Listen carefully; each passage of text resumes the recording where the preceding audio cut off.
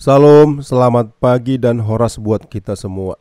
Sebelum firman Tuhan dibacakan, mari kita tenangkan hati dan pikiran. Kita menghadap Tuhan dan berdoa. Dengan segenap hati, jiwa, akal, dan kekuatan, kami mengasihi menyembah Engkau ya Tuhan semesta alam.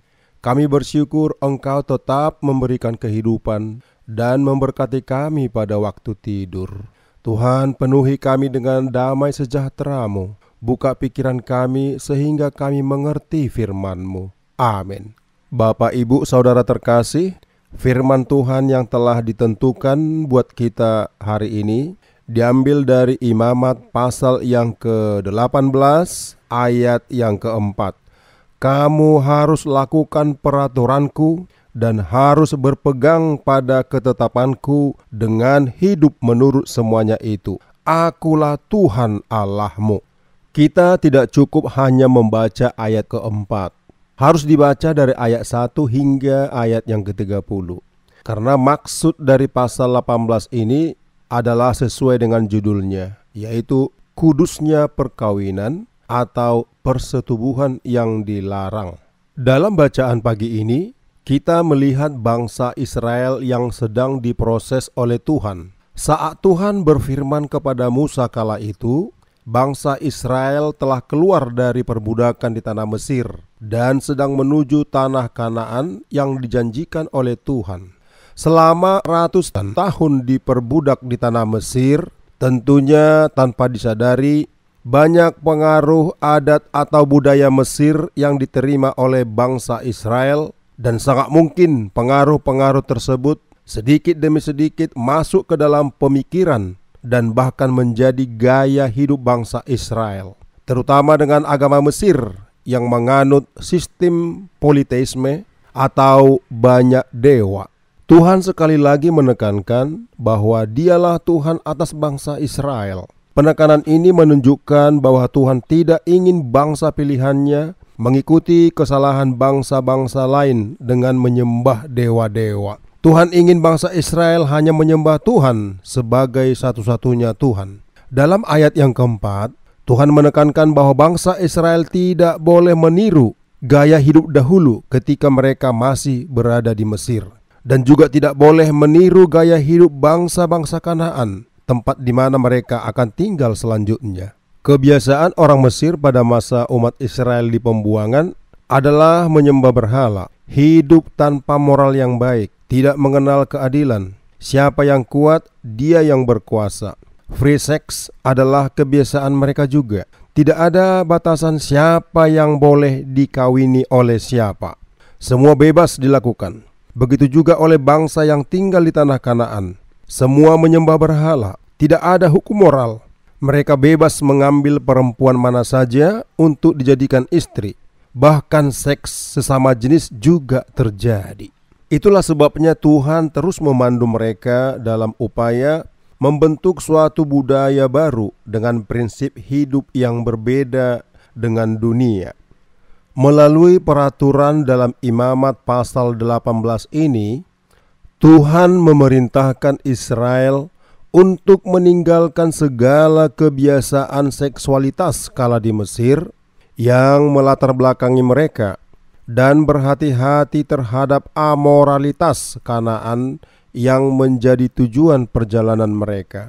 Peraturan ini memberikan arahan kepada Israel untuk menikah secara wajar serta melarang adanya hubungan seksual di antara keluarga terdekat, hubungan homoseksual, termasuk hubungan seksual dengan binatang. Hal ini disebabkan karena faktor pernikahan, sistem kehidupan keluarga, dan kehidupan seksualitas merupakan elemen terpenting yang ikut mempengaruhi keberhasilan pembentukan masyarakat baru yang memuliakan Tuhan.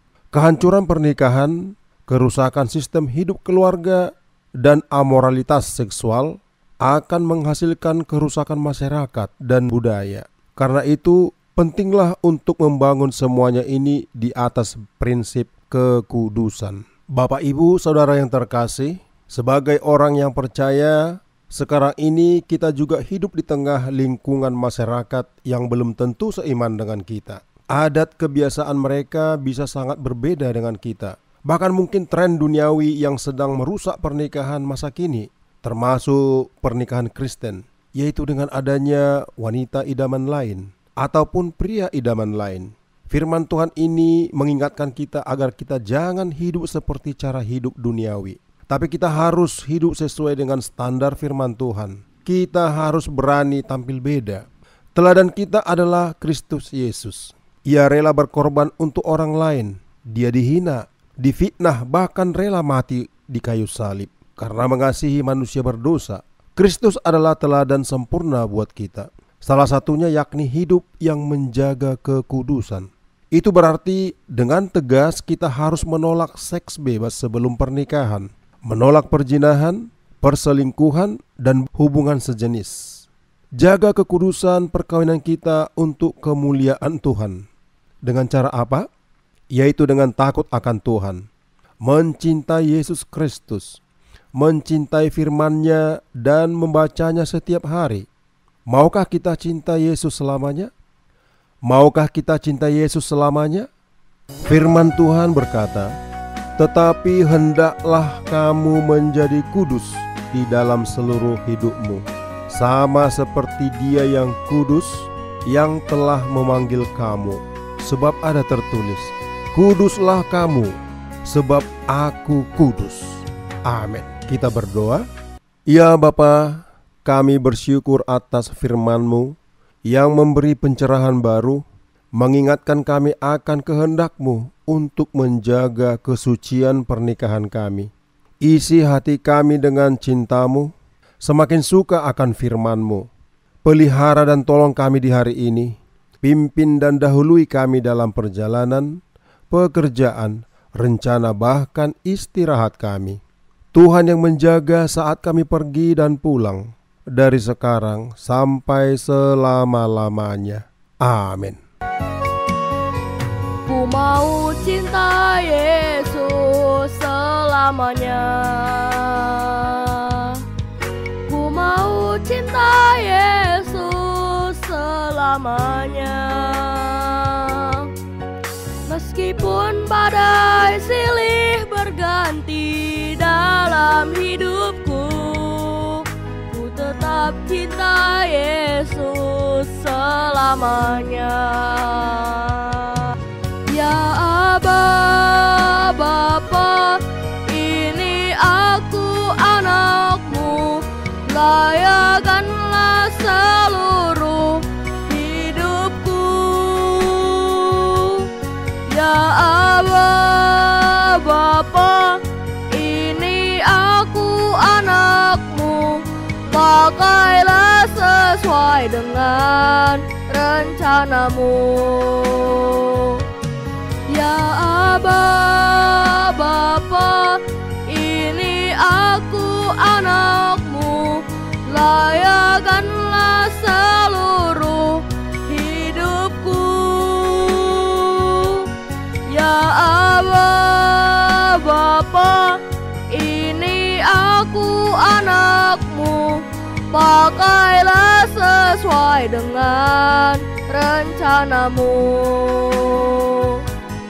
Pakailah sesuai dengan rencana-Mu.